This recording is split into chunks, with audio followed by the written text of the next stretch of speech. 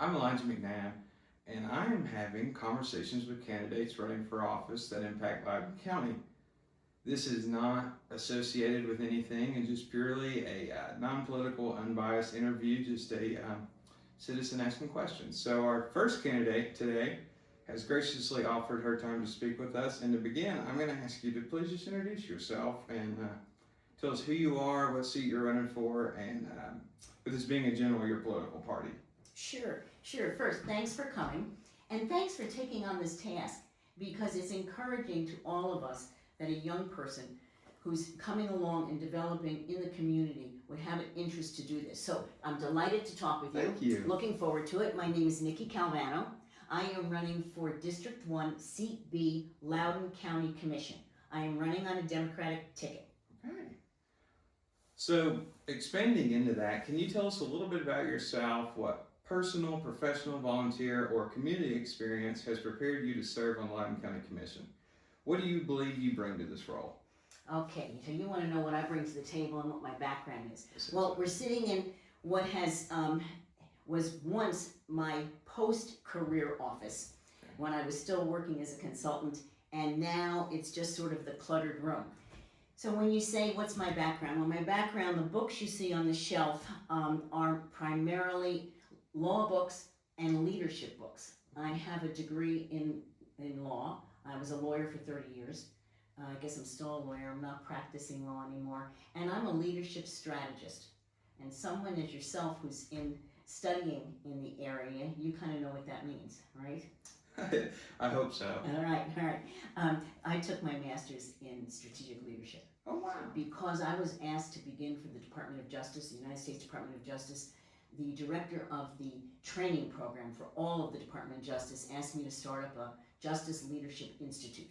And so in order to do that, sure, I was a lawyer, but I needed to know interpersonal skills, intrapersonal skills, and managerial leadership skills. So I studied that, and then I began and founded the Institute.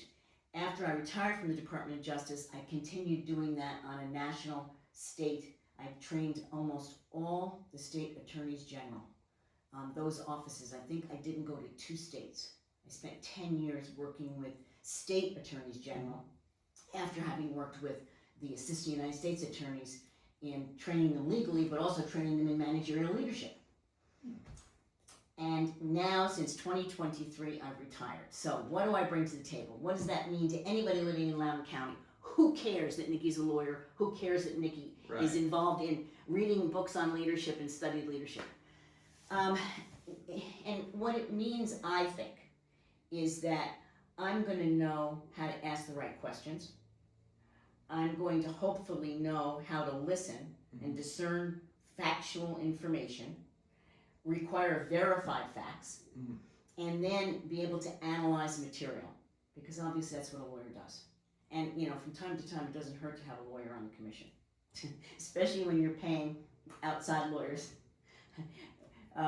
for legal matters. But seriously speaking, I'm able to exercise a lot of critical thinking without being critical, because I'm combining having been a lawyer in practice and also with being involved in managerial leadership. And that also means that I can negotiate for Loudon County residents. So you might say, well, how are you going to negotiate? How are you going to influence? What is that going to do for us? I know many of the people in Telco Village and people living outside the village who use Highway 444. They're constantly concerned about the traffic. It's a state road. It is not under the authority of the county. The county roads feed into it, as you know. Well, working with TDOT and being able to negotiate and compromise, and most importantly, influence action. So my expertise is being able to convince people and help people reach consensus. So that's a really long answer to your question, but it'll feed into your other questions, and we'll come back to some of those highlights. How does that sound? Sounds great. Okay. So you touched on it a little bit, but what motivated you to run for county commission? Why do you feel right now is the time to serve? And that's a good question, because I'm in my retirement years. Right. And so that's a very appropriate question. We moved here almost 11 years ago. And like people who have lived here for a whole heck of a lot longer than that, In the last 10 years, we have seen dramatic changes. And so the Loudon County that we need to serve now is going to impact your future. Right. It's going to impact the 10, 20, 30 plus years ahead. So the reason for now is when you look around, you see where are we? We're playing catch up. And so how could I use my experience, my skills, my knowledge to work with other people to be able to move it forward? And I told you I retired in 2023. So this is a good time for me to throw my energy into working with others to move Loudon County forward. So, kind of digging a little bit more into that, looking ahead over the next 4 years, what do you believe are the biggest issues or challenges that will come before the county commission?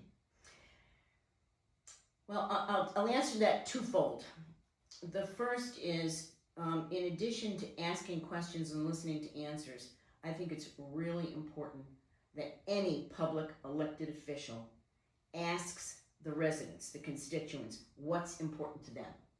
So I'm going to answer your question by saying I have spent 6 months really studying Loudon County and studying those substantive issues. And I had a number of them in mind, and then I started going out and talking to the people in Loudon County, people inside Tellico Village, and a whole lot of people outside of Tellico Village, people in Loudon and the surrounding and the rural areas. And it was interesting because when I would say to them, what do you think are the biggest issues? They really dovetailed with what I had on my list. Okay. And that goes to show all of us that the people who live here really know what's going on. We ought not underestimate any of our neighbors and friends. So here are the issues. All right, everyone identified for me, and I identified it clearly, growth. Okay. Okay, so you talk about macro. Am I talking too long? Am I going on? No, Okay. I think this will kind of weave in the rest of that section, so keep going. Yeah. You stop me and you shift me No, in you're any way good. you need to. When I talk about the macro issue of growth, it's a challenge. It's clearly our population has exploded. And the projections are that it's going to explode even more. So when you look at the census statistics and you look at the building permits and the home permits, we can only conclude that our population in Loudon County is going to continue to grow dramatically.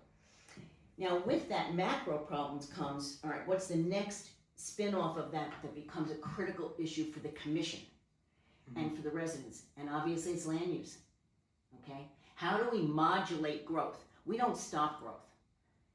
I think it's unrealistic to believe that we can freeze ourselves in time. So I use the words modulating growth. How do you do that? You do that through careful, intelligent, thoughtful land use. And that's going to bring us to the next major issue. But before I leave land use, and I know you're going to ask me, and you were kind enough to give me a heads up on the questions, and I commented on one of your questions being so appropriate, and we're going to come to it. Exactly what steps would I take for each of these issues that I've identified and that the residents have identified for me? Right. So how about I tell you about that right when we talk about the issue? Okay. Right. So for a candidate for a public office to be able to say to the community, okay, we have this terrible problem with growth and we have to do something with land use management. Okay, and I'll do it for you. All right, I'm going to give you 3 specifics of what I will do. Now, I cannot say to you in good conscience, I will do these things. What I can say to you is, I will work with the other commissioners. I will do my best to gather verified facts, analyze the information with them, and influence them to go in a certain direction and build consensus. So if I'm queen for a day, this is the direction that I would focus us on. First being, we need a master comprehensive land use plan. Lenore City has one. Loudon City's working on it. Loudon County needs to have one. And why is that important? Because that then gives you a foundation. And to have a plan, to just have a plan, and to pay people to develop this plan, to just have a plan is not the answer. The answer is, what do you do to implement that plan? That's when you sit down and you say, okay, we're going to redo the antiquated land use plan. Loudon County is working on a land use plan from the 1980s. Okay, that's number 1. Number 2, once you have this plan, you have to redo the zoning codes. They have to be updated. You have to update your zoning codes. you have to update your ordinances. Mm-hmm. And that requires rolling up the sleeves and going to work and looking for expertise. Some of that expertise may be purchased, some of it may be in our committee members, some of it may be in the commissioners, some of it may be on a volunteer basis. You put together working groups and you focus in on zoning. Zoning controls growth. Zoning will ultimately control your AI data centers, in my humble opinion. Right. Okay? So that when you talk about growth, land use, you then talk about zoning, ordinances, and the urban growth boundaries. Have you spoken with folks about the UGB? Yeah, it's a hot topic. It's a hot topic. It's a hot topic everywhere. These issues are not germane just to Loudon County. This is everywhere. It's on the city level, the county level, and the state and national level. So we have to redraw. Now, I'm sure you're aware that the urban growth boundary is state required. Mm-hmm. And so it has to be, it must exist, Mm-hmm. and it needs to be reworked. Okay. It needs to be reworked. Now, here we go to the next issue. The next big issue is spending. We have to preserve a solid budget. You know, our budget is in good shape, and I have reviewed the budget. I've sat down with an auditor, an independent expert, just someone, a retired accountant, who sat down with me and went through that budget line by line. The budget is solid. The commission's done work. They've done good work.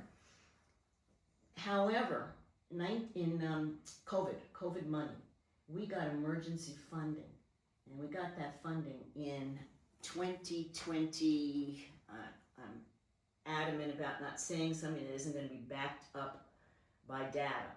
We received in 2024, we received $2.4 million.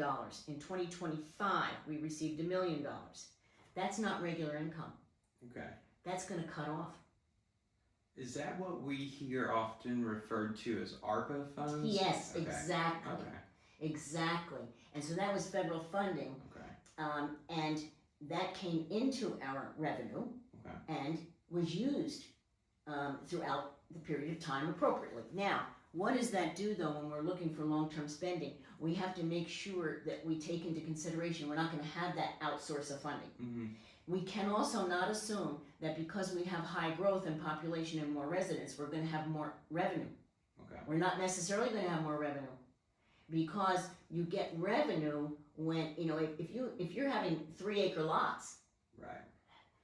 and you have the house on that lot, you're only going to derive that much revenue from that particular parcel. So we have to take into consideration our growth patterns, what is our current spending, and what resources we're going to have. Mm-hmm. So spending is another issue.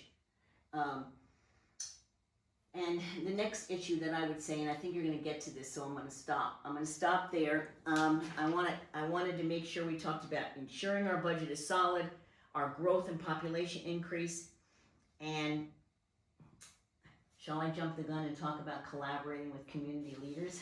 Well, I'm going to ask you, I'm going to pivot and ask you 2 questions. One, I feel we often hear, and I may be getting this wrong, but you have to have at least 6 commissioners to get something done. And you kind of touched on it. Do you feel, if elected, you would be able to work with 5 other folks to get something passed? Well, we have 10 commissioners. Uh-huh. And I do believe that I could work with 9 others. Okay. I can work with, and the reason that I say that is, in order to put yourself in the position to want this job, to want to serve, and you've seen it on all my literature, service, not politics. Okay. You have to come to the chair with the mindset that you are willing to work with other people. And what does that mean? Well, that means that there's got to be some give and take. Now, based on my experience, can I work with other people? Absolutely. If I can work with opposing counsel, I can work with judges. I had cases all over the country. I worked internationally with people of all different kinds of background, skills, sets. Do I think I can work with them? Yes. Let me be direct about this one.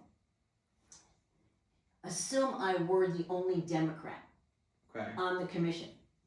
Do you think that would inhibit my ability to represent District 1 and to get the things done that our residents tell me they want done? Me personally? No, I'm reading. Oh, it's rhetorical. I wouldn't okay, put you on the spot. I was I'll like, me answer it. personally, I honestly, the spirit of that question was, I didn't even have party in mind. But the fact of the matter is, I am a Democrat, yeah, and there are no serving Democrats right Right. now. And I'm gonna answer the question. okay, I posed it as a rhetorical question because it might be on the minds of some of the folks who watch this interview. Right. And let's be realistic. Serving as a commissioner in Loudon County is not about labels. It's not about affiliations. It's not about national politics. It's about the residents in our county, all the residents in our county. Not retired alone, not Tellico Village alone, not Tennessee National alone, not Loudon City alone. It really is all of them. So, can I work with the other commissioners? Can I help? I'm not going to do it alone. Can I help move Loudon County forward with those other commissioners? Absolutely. Because I've not only run teams, I've served on teams. I have served on teams with really highly energized and highly aggressive team members. You put 20 lawyers in a room and you tell me to negotiate a multi-million-dollar case on behalf of the United States, which I did, yeah, I could work with those other commissioners, and I think they'd find me kind of charming. well, this one you kind of touched on as well, and it's just kind of a snapshot. With you running and not an incumbent, I think it's important to kind of highlight some good that the county's doing well. It's really easy to say, what would be different, but, and you've touched on it some. You mentioned the budget. What do you believe the county's doing well, and where do you think there is that room for improvement? Okay. The first thing I'll say is about the county in general. The county's made up of people, and I've met a lot of people, and I have been in group situations that I would not have otherwise been in, but for I'm a candidate. So when I go to the baseball fields, and I've been to a few of the school functions and summer functions that have been going on, I think the county has a strong sense of community. I really do believe that. And that sense of community, it's quite encompassing of everyone who lives here. Everyone that I've spoken to speaks highly of others and other types of people in the community. So to me, that's a huge advantage when you're trying to help lead a group of people, a citizenry, forward. And you're trying to move governance. And you and I have talked about the word governance, and that means policies, processes, operations, when you're trying to move things and change things. So the sense of community is a huge strength. If I were doing a SWOT analysis of strengths, weaknesses, opportunities, and threats, that's the first one. The second, I believe this commission, the commission over the last many years, they have tried to get ahead of things. And they're trying to do it now with the moratorium on the AI centers.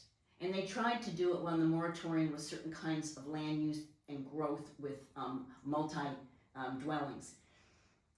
In my humble opinion, where we need improvement on that is we need to be more proactive. Okay. So I think they've done a great job thus far, but we are 10 years behind. The research shows that Loudon County is 10 years behind in land use and other infrastructure. Infrastructure is a huge issue because the more people you have come into the county, the more stress you're going to have on your infrastructure, and it's going to bleed your budget because we have to maintain those county roads.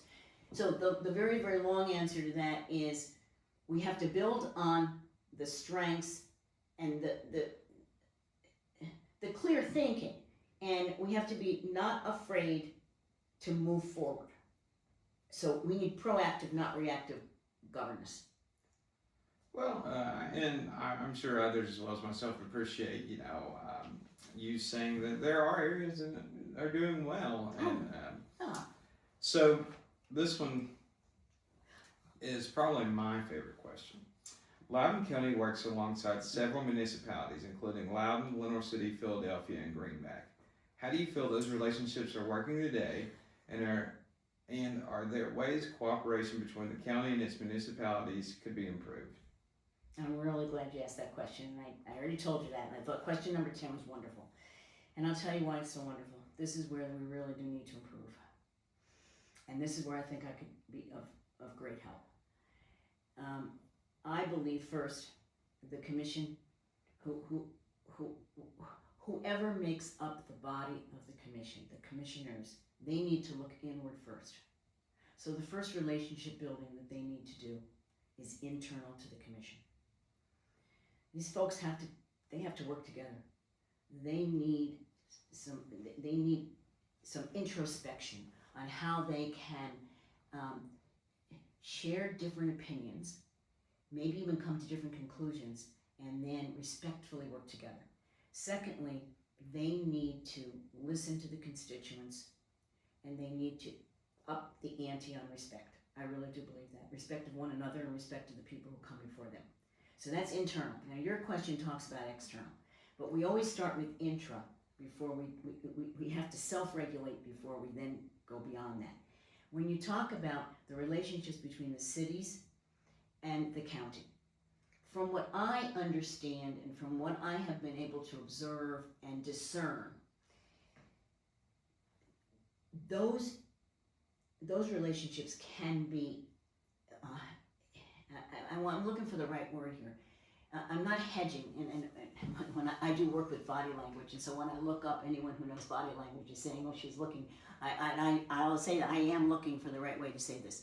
I think the relationships have been strained. I think we need to move internally and externally away from a them versus us, or an us versus them, into a we. And you're going to say, how do we do that? The other part of that relationship is working with agencies. You have the TVA is a very strong agency, and they are going to be very important with AI data centers. The federal agencies are important. State agencies, working with TDOT on the roads. Working with the Loudon County Economic Development Agency. They have done the Thrive Loudon County Economic Strategic Plan. Having done strategic plans for foreign countries, for departments of justice in foreign countries, and in states and organizations in the United States, I can tell you this isn't bad. This is pretty doggone good. It's a good start. And the commissioners, if we can get over some of, and I don't know what the history is, but if we can get over some of what I think are some rough edges, and folks can take a deep breath and sit back and say, okay, how can we get together, and how can we figure out our strengths, use them to build consensus to move forward. So, does it need to be done? Absolutely. It's high on the list. It's number 3 on my list of priorities. Does that? Yeah, I feel that answers it completely. So number 11 has our word we use. To continue the theme of partnership and community, and you mentioned this being on the Democratic side of the ballot, how do you believe political party affiliation and partisan politics should influence day-to-day governance? Do you believe you can effectively represent and serve all residents of your district regardless of their political ideology or party affiliation? Why or why not? I'll answer that question in the past and present and future. In the past, when I joined the Department of Justice in 1983, I took an oath. I took an oath to the Constitution and to serve the Department of Justice and to serve at the will of the Attorney General. The Attorney General at that time was a Republican. I have served under numerous Republican administrations and Democratic administrations. I did the work of a Department of Justice lawyer that was asked of me according to my ethical code, my moral compass, and the Department of Justice Code of Ethics. I did that regardless of who I was working for. Okay, that's my past. So that's my nature. And that's why I say service, not politics. We talk about service leadership. So now that's the past. Now the present. The present is, if I join the commission, if the voters entrust that responsibility to me, I believe that I take an oath to serve every resident, not only District 1, certainly District 1, because they are the constituents to whom I owe a duty and a responsibility and gratitude, but also to every resident in all the districts, because I have to work with their commissioners in order to serve all of our residents and District 1 residents. Mm-hmm. You know, now future-wise, how is that going to work? I'll tell you, it's going to work this way: moderate leadership. I am the best option for this job in Seat B for moderate leadership, because my career and my mindset has been service leadership, serving all those who place trust in me, and moderately, because moderate leadership is going to benefit everybody. It's going to benefit our rural people, it's going to benefit our people in our cities, in Lenore City and Loudon, it's going to benefit the retired people in our retirement communities. So, without discussing your opponents, what do you feel sets you apart as a candidate, and why should voters choose you? And I kind of gave you the long answer to that. It really is moderate leadership. Okay. And servant leadership. And for those who, there was a member, a retired member from the Marine Corps at one of my open forums, and he asked me, you use the word servant leadership, Nikki, and I know what that is in the military, but maybe other people don't know what that means. That means that leadership is not about power. It is about authority. But authority is also gained through personal authority. And personal authority is gained through serving the people.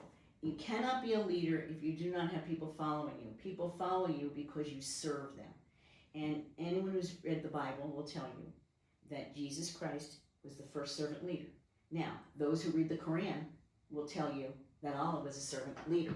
Those who read the Jewish scriptures will tell you, the Old Testament, that Yahweh was a servant leader. So my point is not to be diverse with religions. My point is to say mankind has been best served by servant leaders, because you know what? It brings us peace of mind, it brings us trust and confidence. So that I really do believe that's my imprimatur. Well, finally, is there anything we've not discussed that you would like voters to know before they cast their ballots? This has been quite an experience. It's been an experience, and it's been a good one. The only thing that I would like people out there to know, and I appreciate this opportunity, anyone who watches this video, and you having had this conversation with me, will come away saying, my gosh, she's intense. My gosh, she's like really, really focused. Yeah, I am. And I like to believe that I'm an achiever. See the ball, get the ball. I would like people to know that I'm a straight shooter. I'm going to tell you what I think, and I'm going to listen to what you think, because then I can broaden how I think. And I'll be a better person, and I'll be a better leader. Okay. Well, I appreciate you for giving your time, and I'm just going to do a quick reminder here. Election Day is August 6th, and then early voting is July 17th through August 1st. You can vote at the Lenore City Rome State Building, the Loudon County Building, but for District 1 people, you can be at the Community Church in Tellico Village July 22nd and July 23rd. So, and those hours in early voting are 10 a.m. to 6 p.m. weekday, Saturdays 9 a.m. to 12 noon, and then Election Day is 8 a.m. to 8 p.m. So, thank you for doing this. And thanks for your hard work putting it together. It's a wonderful avenue for the candidates. We appreciate it, all of us. Well, thank you.